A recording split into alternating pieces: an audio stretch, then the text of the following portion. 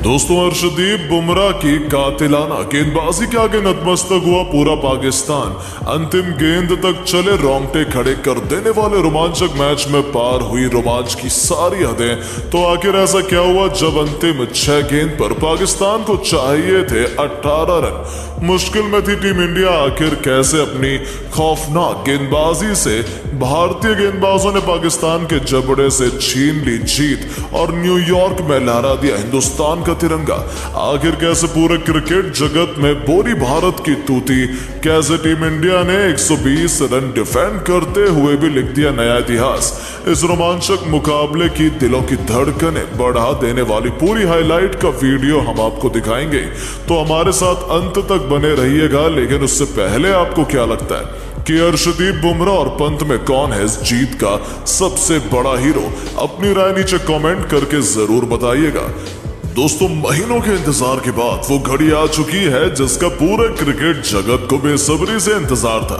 New York के नशाउ county cricket stadium में India और पाकिस्तान जब T20 वर्ल्ड कप 2024 के सबसे बड़े ऐतिहासिक मैच के लिए मैदान में उतरी, तब रोंगटे खड़े कर देने वाले कांटे के घमासान में जो हुआ उसने पूरे क्रिकेट जगत को दांतों तले उंगलियां दबाने पर मजबूर कर दिया।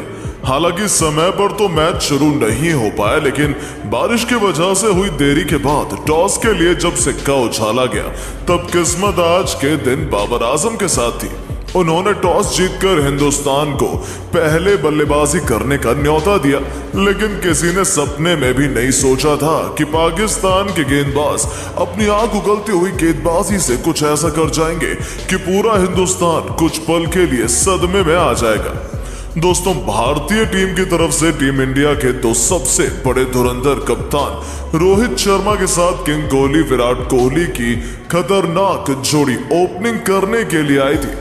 कप्तान हिटमैन ने अपने पहले ओवर की तीसरी गेंद पर ही शाहीन अफरीदी को तारामंडल के दर्शन कराते हुए तूफानी छक्के से अपना खाता खोला। दूसरी तरफ किंग कोहली ने भी दूसरा ओवर लेकर आए नसीम शाह की पहली गेंद पर उनका स्वागत कवर को चीरते हुए करारा चौका जड़कर किया था। इन दोनों की विस्फोटक शुरुआत मिल चुकी थी। ऐसा लगा था कि आज तो ये दोनों पाकिस्तान को अकेले धज्जियां उड़ाकर रख देंगे, लेकिन उसके बाद जो हुआ उसे पूरा हिंदुस्तान कभी भी नहीं भूल पाएगा। जी हां दोस्तों, महज तीसरी ही गेंद पर ईंट का जवाब पत्थर से देते हुए नसीम शाह ने विराट को अपने जाल में फंसा लिया, या कहें विराट गलती कर बैठे। एक बार फिर चौका लगाने के चक्कर में उनका आसान सा कैच उस्मान खान ने लपका और किंग कोहली 3 गेंद पर केवल 4 रन बनाकर पवेलियन लौट गए। उनके रूप में पहला झटका टीम इंडिया को लगा। अब नंबर 3 के पायदान पर बल्लेबाजी करने के लिए ऋषभ पंत को भेजा गया था। दूसरी तरफ कप्तान रोहित खतरनाक फॉर्म में नजर आ रहे थे, लेकिन गरीबी में आटा गीला विराट के विकेट से भारतीय टीम उबर भी नहीं पाई थी कि तीसरे ओवर में शाहीन अफरीदी ने रोहित शर्मा का शिकार कर टीम इंडिया की कमर ही तोड़ दी। जी हां दोस्तों, इस बार भी रोहित ने अफरीदी के खिलाफ कुछ इसी अंदाज में छक्का लगाना चाहा, लेकिन वो केवल बाउंड्री पर फील्डर को ढूंढ पाए और अचानक से भारत के दोनों ओपनर वापस जा चुके थे। जहां कप्तान रोहित भी 12 गेंद पर 1 चौके और 1 छक्के की बदौलत केवल 13 रन बना पाए। 3 ओवर में 20 रन बनाकर टीम इंडिया ने अपने 2 सबसे बड़े खिलाड़ी गंवा दिए थे। अब ऋषभ पंत के साथ अक्षर पटेल मोर्चा संभालने के लिए आए थे, जो बेहद भूख भूख कर कदम रख रहे थे। यहां से किसी एक खिलाड़ी को समझदारी से टिककर बैटिंग करने की जरूरत थी, पर 5वें ओवर में ही शाहीन अफरीदी के खिलाफ अक्षर ने जरूर खतरनाक अप्रोच अपनाते हुए 1 चौका और 1 खतरनाक छक्का जड़ दिया। तो पावर प्ले की अंतिम ओवर में भी ऋषभ पंत ने अपना अतरंगी दिखाते हुए आमिर की बेदर्दी से पिटाई कर दी। बेहतरीन चौके लगाए और 6 ओवर में टीम इंडिया को 50 रनों तक 2 विकेट के नुकसान पर पहुंचा दिया। भारतीय गाड़ी पटरी पर वापस आने लगी थी, ऐसा सबने सोचा था, क्योंकि इन दोनों के बीच अच्छी पार्टनरशिप बन रही थी। पहली बार पाकिस्तानी खेमे में हलचल और टेंशन देखी गई, लेकिन दोस्तों, क्रिकेट तभी तो अनिश्चितताओं का खेल माना जाता है। एक बार फिर इसमें एक बहुत बड़ा ट्विस्ट आया जब 8वें ओवर में नसीम शाह ने अक्षर पटेल को क्लीन बोल्ड कर टीम इंडिया को तीसरा झटका दिया, जहां अक्षर पटेल 18 गेंद पर 2 चौके और 1 छक्के की बदौलत 20 रन बन गए। 9 ओवर में 3 विकेट के नुकसान पर टीम इंडिया ने 68 रन बना लिए थे, जो T20 के लिहाज से बिल्कुल भी सही नहीं लग रहा था। यहां से भारतीय टीम को कम से कम 180 रनों तक जाना था, यानी कि गियर में बदलाव करने की सख्त जरूरत आन पड़ी थी, क्योंकि अब तक पाकिस्तान ही मैच में हावी था। इसी जरूरत को समझते हुए पंत ने आक्रामक अंदाज दिखाना शुरू किया। 10वें ओवर में हैरिस श्रॉफ को आड़े हाथों लेते हुए पंत ने एक के बाद एक 3 गेंद पर 3 खतरनाक चौकों की हैट्रिक बटोरी। 10 ओवर में अपनी टीम को 81 रनों तक पहुंचा दिया। अब ऋषभ पंत अपना विकराल रूप धारण कर चुके थे। उन्होंने अकेले ही पाकिस्तान की नाक में दम करके रखा था। लेकिन दोस्तों, शायद हिंदुस्तान की किस्मत खराब थी। ऋषभ पंत को दूसरी तरफ से किसी का साथ नहीं मिल रहा था।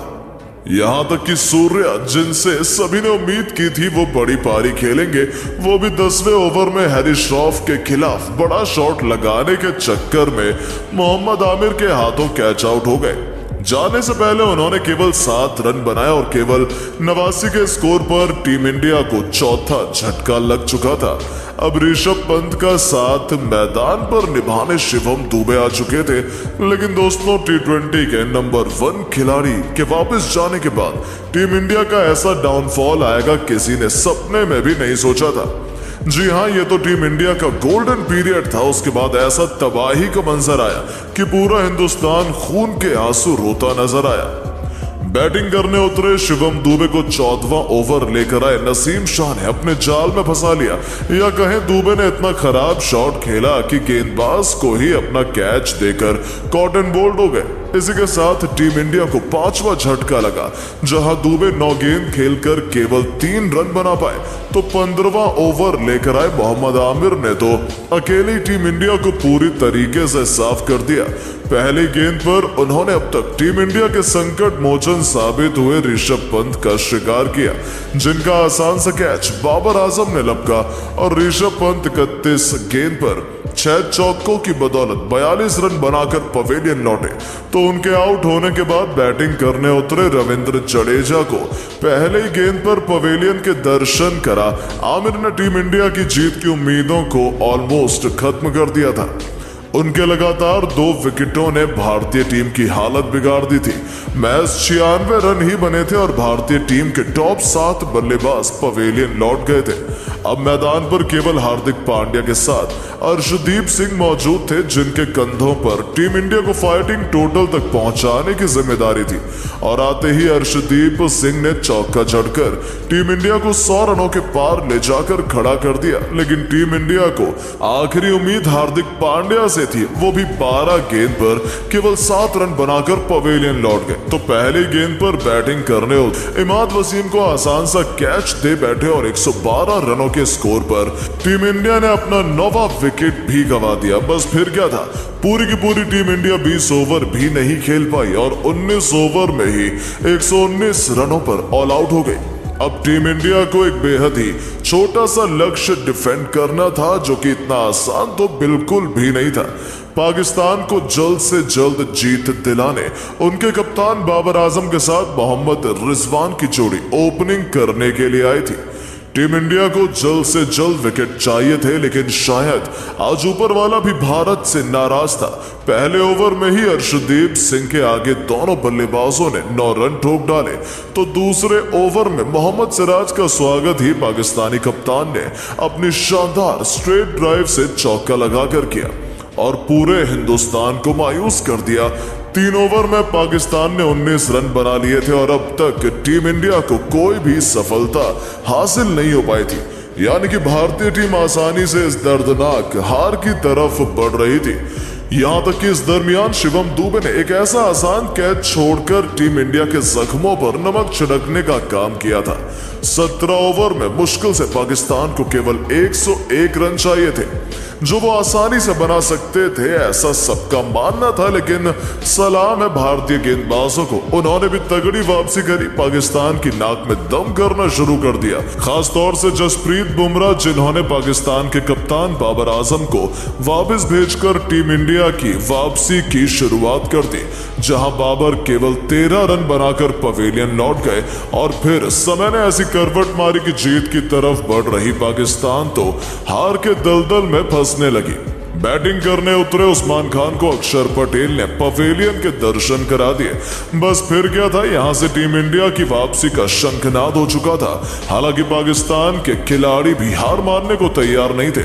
फखर जमान और रिजवान डट कर बल्लेबाजी कर रहे थे, लेकिन हार्दिक पांड्या के आगे फखर जमान की एक न चली तो मैच में असली ट्विस्ट तो उस समय आया जब जसप्रीत बुमराह ने सबसे बड़ी मछली मोहम्मद रिजवान को क्लीन बोल्ड कर पाकिस्तान की कमर तोड़ कर रख दी। जी हां दोस्तों, जैसे ही रिजवान 44 गेंद में 31 रन बनाकर वापस गए, यहां से टीम इंडिया ने मैच में अपना शिकंजा कसना शुरू कर दिया। जब रिजवान आउट हुए उस वक्त पाकिस्तान 80 रन बना चुकी थी, लेकिन उसके बाद तो पाकिस्तान के लिए एक एक रन बनाना मुश्किल हो गया। 88 रन ही बने थे कि शादाब खान को भी हार्दिक पांड्या ने पवेलियन की राह दिखा दी, तो पाकिस्तान की जीत की आखिरी उम्मीद इफ्तिखार अहमद 5 रन ही बना पाए थे कि जसप्रीत बुमराह ने उन्हें पवेलियन भेजकर पाकिस्तान के जबड़े से जीत को छीनने की तैयारी कर ली। अचानक से पूरा मैच हिंदुस्तान की तरफ करवट ले चुका था। देखते ही देखते यह मुकाबला अंतिम ओवर में जा पहुंचा, जहां टीम पाकिस्तान को जीत के लिए 6 गेंद पर 18 रन चाहिए थे। लेकिन पहले ही गेंद पर अर्शदीप सिंह ने इमाद वसीम का शिकार कर टीम इंडिया की जीत की उम्मीदों को पंख लगा दिए। इस ओवर में पंजाबी मुंडे अर्शदीप सिंह मुश्किल से पाकिस्तान के खिलाड़ी केवल अपनी टीम को 113 रन तक पहुंचा पाए और 6 रनों से टीम इंडिया ने अपनी लाजवाब गेंदबाजी से जीत का परचम लहराकर इतिहास के पन्नों में अपना नाम सुनहरे अक्षरों में दर्ज किया और पाकिस्तान के जबड़े से जीत को छीन लाए।